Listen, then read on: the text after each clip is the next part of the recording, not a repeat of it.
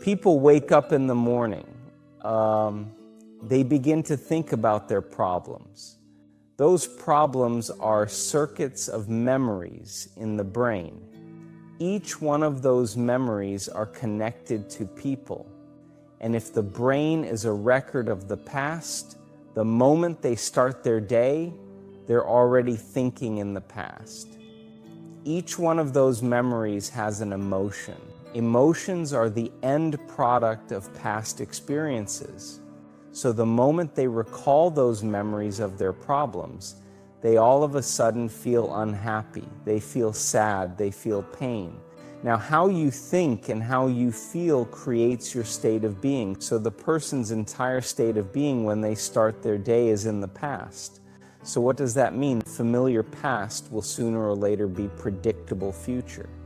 So if you believe that your thoughts have something to do with your destiny, and you can't think greater than how you feel, or feelings have become the means of thinking, by very definition of emotions, you're thinking in the past. And for the most part, you're going to keep creating the same life. So then people grab their cell phone, they check their WhatsApp, they check their text, they check their emails, they check Facebook, they take a picture of their feet, they post it on Facebook, they tweet something, they do Instagram, they check the news, and now they feel really connected to everything that's known in their life. And then they go through a series of routine behaviors. They get out of bed on the same side, they go to the toilet, they get a cup of coffee, they take a shower, they get dressed, they drive to work the same way, they do the same things, they see the same people, they push the same emotional buttons, and that becomes the routine, and it becomes like a program. So now they've lost their free will to a program, and there's no unseen hand doing it to them. So when it comes time to change, the redundancy of that cycle becomes a subconscious program. So now, 95% of who we are by the time we're 35 years old is a memorized set of behaviors, emotional reactions, unconscious habits, hardwired attitudes, beliefs, and perceptions, transcripts provided by Transcription Outsourcing, LLC. You have to get beyond the analytical mind, because what separates the conscious mind from the subconscious mind is the analytical mind. And that's where meditation comes in, because you can teach people through practice how to change their brain waves, slow them down. And when they do that properly, they do enter the operating system, where they can begin to make some really important changes. So most people then wait for crisis or trauma or disease or diagnosis. You know, they wait for loss, some tragedy to make up their mind to change. And my message is, why wait? And you can learn and change in a state of pain and suffering, or you can learn and change in a state of joy and inspiration. I think right now the cool thing is that people are waking up.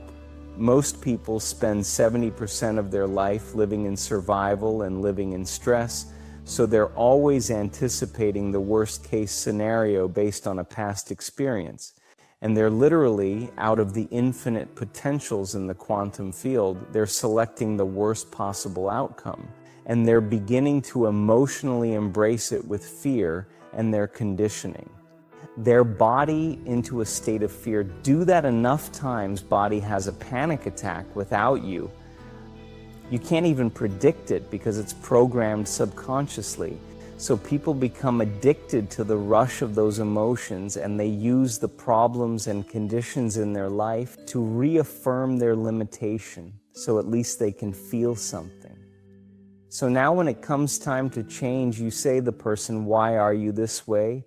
Well, every time they recall the event, they're producing the same chemistry in their brain and body as if the event is occurring, firing and wiring the same circuits and sending the same emotional signature to the body.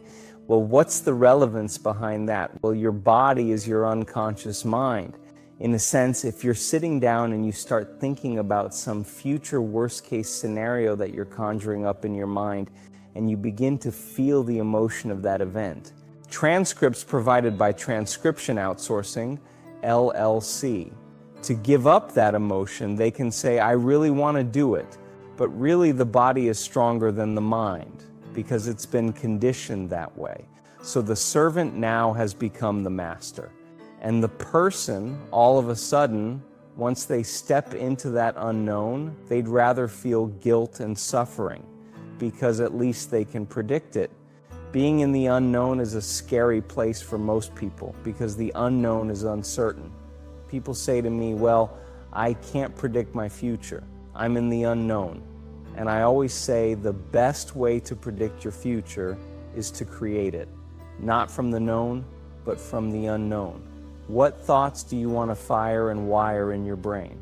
What behaviors do you want to demonstrate in one day the act of rehearsing, the mentally closing your eyes and rehearsing the action, the rehearsing the reaction of what you want or the action of what you want by closing your eyes and mentally rehearsing some action?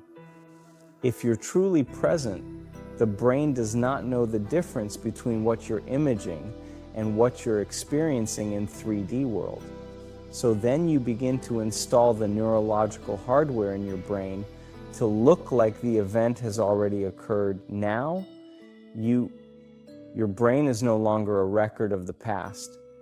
Now it's a map to the future. And if you keep doing it, priming it that way, the hardware becomes a software program. And who knows, you just may start acting like a happy person. And then I think the hardest part is to teach our body emotionally what the future will feel like ahead of the actual experience. So what does that mean? You can't wait for your success to feel empowered. You can't wait for your wealth to feel abundant. You can't wait for your new relationship to feel love or your healing to feel whole. I mean, that's the old model of reality of cause and effect, waiting for something outside of us to change how we feel inside of us. And when we feel better inside of us, we pay attention to whoever or whatever caused it. But what that means then is that from the Newtonian world is that most people spend their whole life living in lack, waiting for something to change out there. What do you mean the Newtonian world? Newtonian world is all about the predictable. It's all about predicting a future. But the quantum model of reality is about causing an effect. The moment you start feeling abundant and worthy, you are generating wealth. The moment you're empowered and feel it, you're beginning to step towards your success. The moment you start feeling whole, your healing begins. And when you love yourself and you love all of life, you'll create an equal, and now you're causing an effect. And I think that's the difference between living as a victim in your world, saying, I am this way because of this person or that thing or this experience. They made me think and feel this way. When you switch that around, you become a creator of your world and you start saying, my thinking and my feeling is changing an outcome in my life. And now, that's a whole different game. And we start believing more that we're creators of reality. And most people, when they have a thought, they just think that that's the truth. And I think one of my greatest realizations in my own journey was just because you have a thought doesn't necessarily mean it's true. So if you think 60 to 70,000 thoughts in one day, and we do, and 90% of those thoughts are the same thoughts as the day before, and you believe that your thoughts have something to do with your destiny, your life's not going to change very much, because the same thought leads to the same choice. The same choice leads to the same behavior.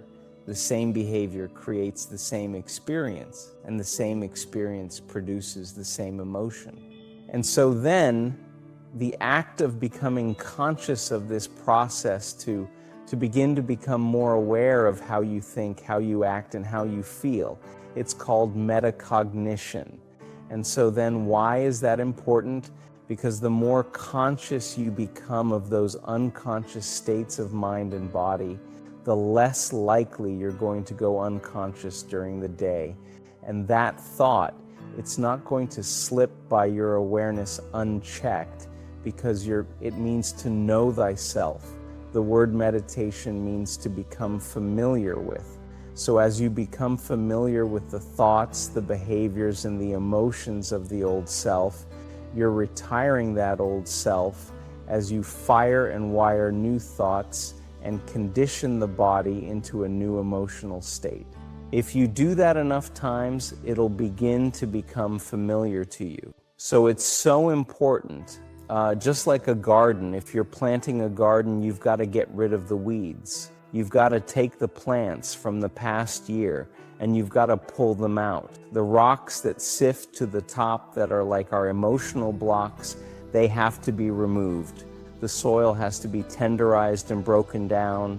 We have to make room to plant a new garden. So primarily we learn the most about ourselves and others when we're uncomfortable, because the moment you move into that uncomfortable state, normally a program jumps in. When that program jumps in, it's because the person doesn't want to be in the present moment and engage it consciously. If you're not being defined by a vision of the future, then you're left with the old memories of the past and you will be predictable in your life. And if you wake up in the morning and you're not being defined by a vision in the future, as you see the same people and you go to the same places and you do the exact same thing at the exact same time, it's no longer that your personality is creating your personal reality. Now, your personal reality it's affecting or creating your personality. Your environment is really controlling how you think and feel unconsciously, because every person, everything, every place, every experience has a neurological network in your brain. Every experience that you have with every person produces an emotion. And so some people will use their boss to reaffirm their addiction to judgment. They'll use their enemy to reaffirm their addiction to hatred. They use their friends to reaffirm their addiction to suffering. So now they need the outer world to feel something. So to change them is to be greater than your environment, to be greater than the conditions in your world.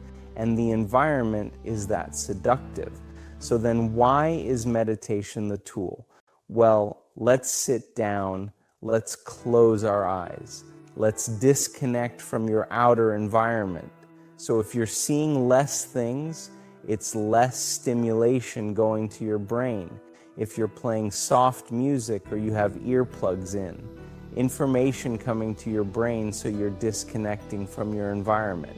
If you can sit your body down and tell it to stay like an animal, stay right here, I'm going to feed you, and we're done. You can get up and check your emails. You can do all your text, but right now you're going to sit there and obey me. So then when you do that properly, and you're not eating anything or smelling anything or tasting anything, you're not up experiencing and feeling anything. Bye-bye. You would have to agree with me that you're being defined by a thought, right? So when the body wants to go back to its emotional past, and you become aware that your attention is on that emotion, and where you place your attention is where you place your energy. You're siphoning your energy out of the present moment into the past. And you become aware of that, and you settle your body back down in the present moment, because it's saying, well, it's 8 o'clock, you normally get upset because you're in traffic around this time, and here you are sitting, and we're used to feeling anger, and you're off schedule. Oh, it's 11 o'clock, and usually check your emails and judge everybody. Well, the body's looking for that predictable chemical state. Every time you become aware that you're doing that and your body is craving those emotions and you settle it back down into the present moment, you're telling the body it's no longer the mind, that you're the mind. And now your will, it's getting greater than the program. And if you keep doing this over and over again, over and over again, over and over again, just like training a stallion or a dog, it's just gonna say, I'm gonna sit. And the moment that happens and the body's no longer the mind, when it finally surrenders, there's a liberation of energy. We go from particle to wave, from matter to energy, and we free ourselves from the chains of those emotions that keep us in the familiar past. And we've seen this thousands of times. In fact, we can actually predict it now on a brain scan. I think people right now, because they're so informed, are beginning to realize it's not enough to just know that this is a time in history to know how. We have never, in all the studies we've done, we've never seen people be able to change their brainwaves as quickly and as efficiently as this particular group. The scale is off the chart. 80% of our participants had a more than 90% change in their brain for the better in 4 days to create more heart coherence so that you can self-regulate your emotional state independent of what's going on in your outer environment. And so we've kind of narrowed it down to a formula. So the evidence that we're seeing in our scientific measurements sits on this side. And it's objective. It's not just subjective. You saying, oh, I feel better at the end of the event number. Well, we have science to prove that. It's not just in your mind, it's in your brain. It's not just in your mind, it's in your body, right? And then there's this other arena that's starting to unfold that's actually surprising me on a daily basis. And I'm so changed because of it, because in our week-long events, we're witnessing miracles of biblical proportion. And I'm talking about blind people, seeing deaf people, hearing tumors shrinking, huge changes, people with crutches and walkers or walking without them. I mean, we're seeing very significant changes taking place for the people that this is making a lot of sense to, but they're still stuck in this daily routine. And logically, this all makes sense. How do you get people to make that first step where they can maybe have that one day or that 1 hour where they're like, wow, I actually just took everything Dr. Joe said and I see a little bit of evidence. Maybe I can now take the next step and the next step. Yeah. If you can't think greater than how you feel, we've studied the brain scans of people who are thinking in a meditation within some disturbing emotion, and 100% of the time they make their brain worse. They are driving it further into higher beta brainwave patterns because, first of all, the arousal of the stress hormone OWNS is causing you to become overly analytical, and analysis isn't going to do it. Even the insight from analysis isn't going to change it. And then secondly, the emotion is a record of the past. So you're thinking in the past, the solution is getting beyond it. So breaking that cycle is shorten the refractory period of those emotional reactions, is the gift, right? And I don't care that you react. The question is, how long are you going to react, right? That's the fundamental question we have seen. Dramatic, and I mean dramatic changes in people's health, okay? Instantaneously, because it's not matter that emits a field. When you study the science, it's the field that creates matter, okay? If you change the field, you're going to change matter, and that just takes a change in belief, because most people think they need to change the matter. They need to change the tumor. It's not your job to change the tumor. That's matter to matter. You have to change the pattern or the information in the field. I think the best way to say it is, if you're not defined by a vision of the future, you're left with the memories of the past. And people literally believe in their past more than they believe in their future. That's why they talk about their past more than they talk about their future. People romance their past. They're more in love with their past than they are in love with the few. And people who actually create amazing things in their life just were more in love with their future, and they kept it alive in their mind every day. And they like feeding a plant or a garden. They're tending to that future every single day. And their delight, the delight that comes with it, and the excitement that comes with it, and the emotions that come with it, cause them to literally change their brain and body over time to begin to look like the future has already happened. Now think about that.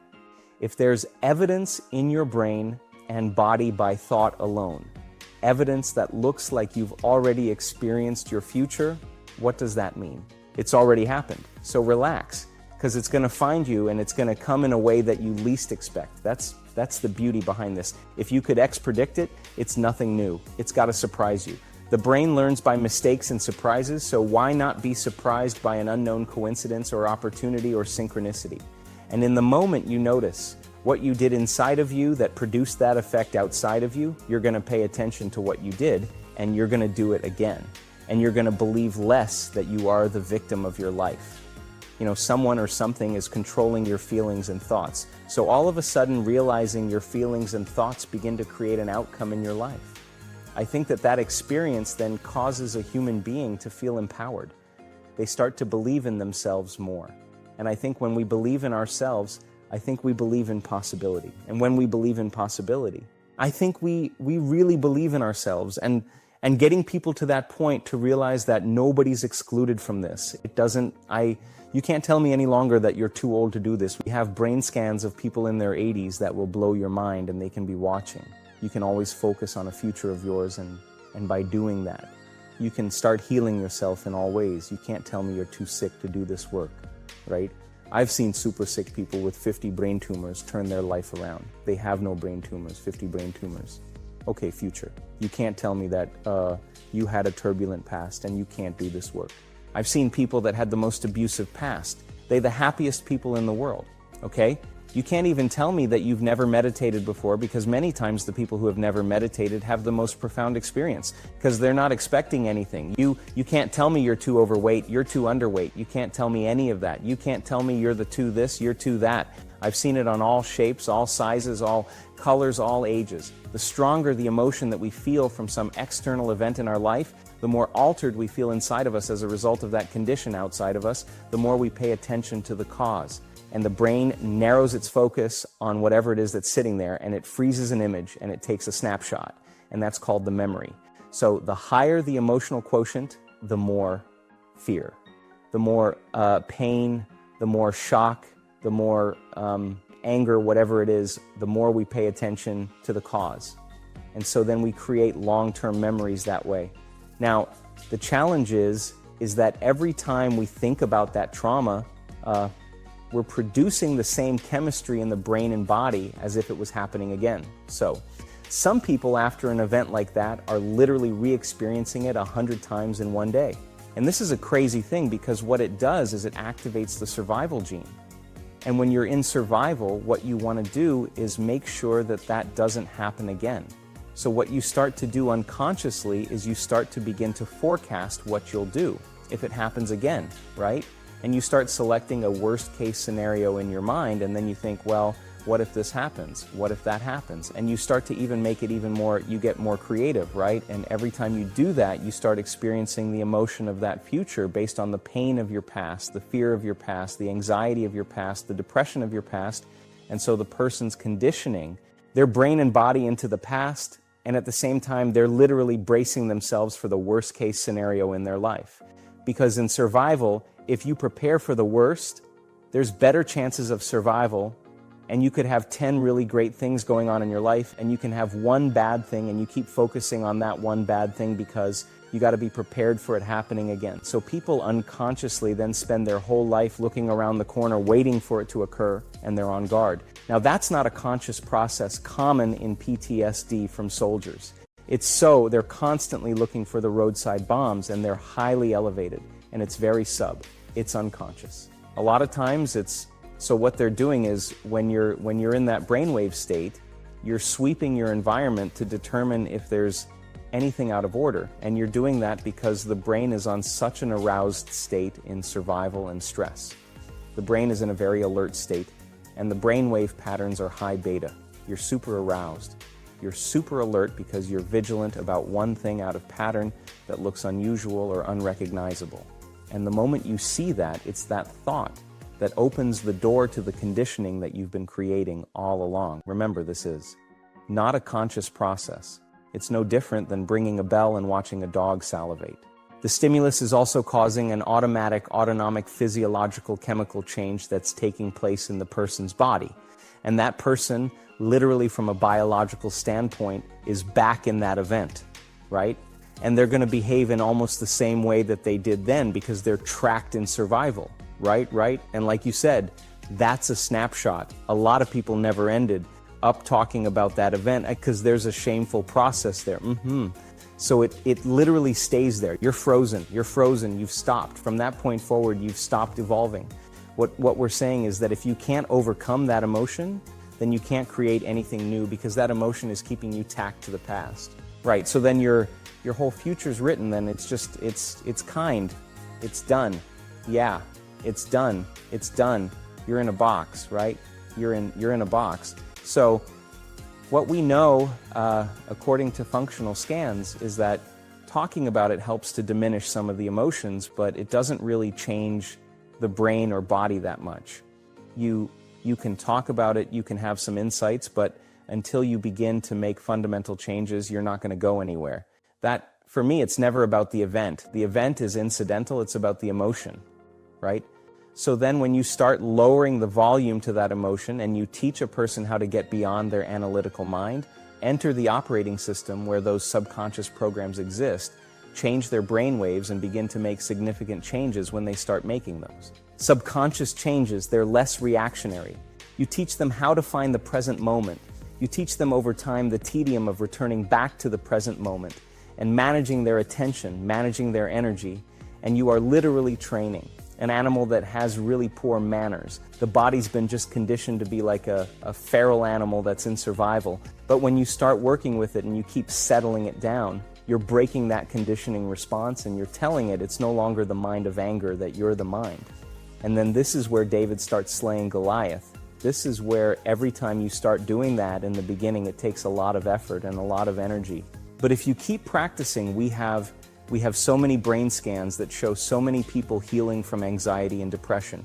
You can't be anxious if you're in the present moment. You can't be depressed if you're in the present moment. You're in the present moment. You're not thinking about the future of the past, and you start managing that world, then the body that's holding on to that emotion, when it finally gets trained, like training an animal to sit, if you're working with it sooner or later, if you keep telling it, training at the sit, sooner or later it's going to acquiesce.